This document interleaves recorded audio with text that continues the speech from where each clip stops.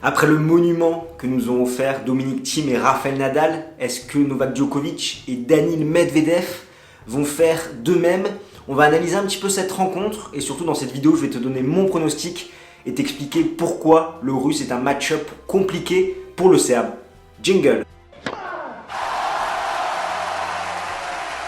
Tu es nouveau sur cette chaîne?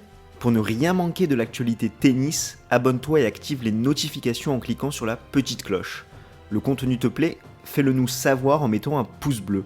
De plus, si tu souhaites prolonger l'échange, tu peux nous suivre sur tous nos réseaux sociaux et rejoindre notre Discord. Déjà, je voulais te remercier parce qu'après plus de 4 ans à faire des vidéos, nous avons enfin dépassé la barre symbolique des 4000 abonnés, donc merci à toi. On commence tout de suite avec Novak Djokovic qui en 2020 a obtenu 40 victoires pour 3 défaites. Il a gagné en début d'année l'Open d'Australie ainsi que les Masters 1000 de Cincinnati et Rome après la reprise post-Covid.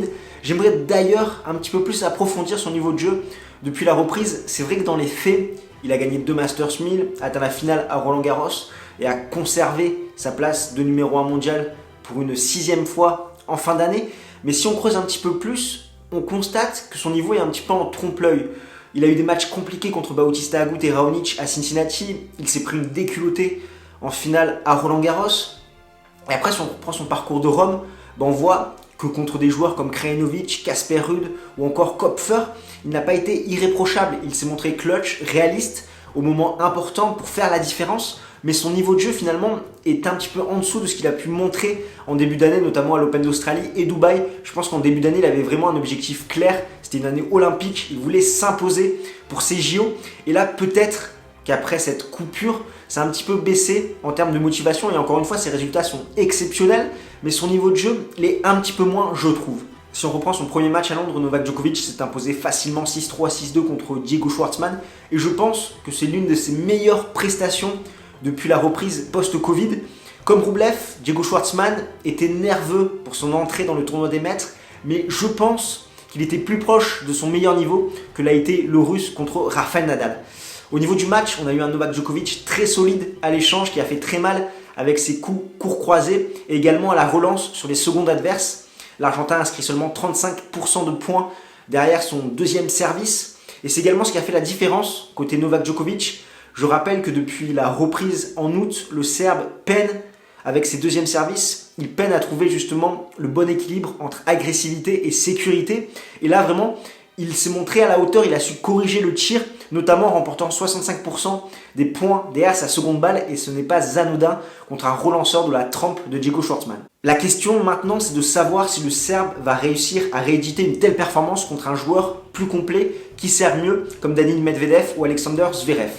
On passe d'ailleurs maintenant à son adversaire, Daniil Medvedev, le diesel, en 2020, 24 victoires, 10 défaites avec un seul titre à son palmarès. C'était à Paris-Bercy il y a une semaine. Daniil Medvedev s'est imposé contre Alexander Zverev, cette fois-ci en 2-7, 6-3, 6-4.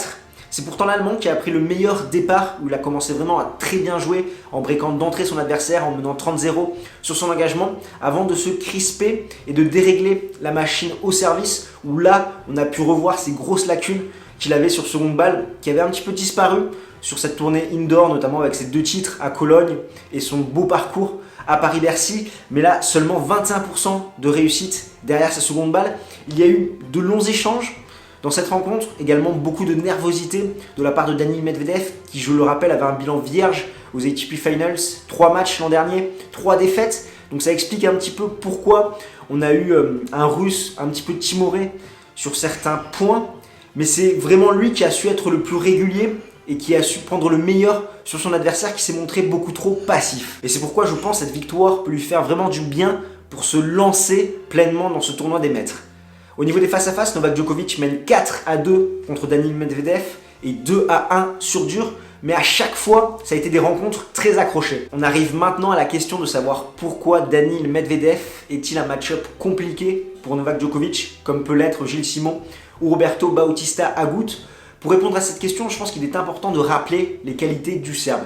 L'une de ses principales forces, c'est d'être capable de changer de direction, de changer les angles au cours d'un échange, notamment quand le point est engagé dans la diagonale, de pouvoir jouer en longue ligne avec son coup droit ou avec son revers. Pour y parvenir, il prend la balle au sommet du rebond le plus tôt possible justement pour priver un maximum de temps son adversaire. Néanmoins, contre des joueurs qui jouent très à plat, comme Daniil Medvedev, et donc qui ont une frappe très tendue, qui est déjà extrêmement basse, c'est plus compliqué d'être en mesure de changer la direction de la balle. Ainsi, Novak Djokovic va adopter une tactique plus conservatrice en continuant à jouer dans la diagonale, à moins bien sûr qu'il ait une balle courte et que là, il puisse attaquer longue ligne. Ce qui fait qu'en jouant plus dans la diagonale, les échanges vont se prolonger. Et Novak Djokovic va perdre un petit peu patience et va forcer de plus en plus ses frappes, ce qui fait qu'il va commettre plus de fautes directes, d'autant plus contre des défenseurs de la trempe de Daniil Medvedev.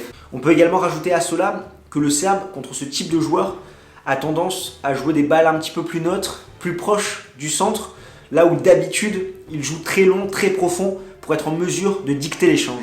Et cela résume parfaitement les clés tactiques de cette rencontre. D'un côté, on a Novak Djokovic, s'il veut pallier à ce schéma tactique, qui va devoir soit reculer un petit peu par rapport à sa ligne de fond, soit monter au filet pour justement profiter de la position lointaine de son adversaire, Daniil Medvedev, tout en servant bien, notamment sur sa seconde balle, comme on a pu le voir contre Diego Schwartzmann.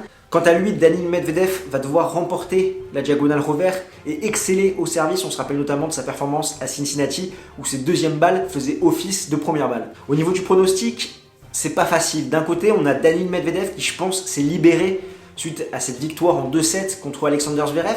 Et de l'autre, on peut également noter qu'une défaite, sachant que c'est en match de poule, n'est pas synonyme d'élimination, tout l'inverse d'une finale. Je pense déjà qu'il y aura 3-7 dans ce match. Et j'ai envie de faire un pronostic un petit peu audacieux par rapport à tout ce que j'ai évoqué, de voir une victoire de Daniil Medvedev qui est plus en confiance, plus en rythme que son adversaire, qui aura un joueur totalement différent de ce qu'il a pu avoir lors de son premier tour contre Diego Schwartzmann. En tout cas, n'hésite pas à me dire dans les commentaires ce que toi tu en penses, si tu penses que Novak Djokovic va s'imposer sans souci, ou si au contraire Daniil Medvedev peut créer la surprise. D'ici là, porte-toi bien. Ciao ciao tout le monde.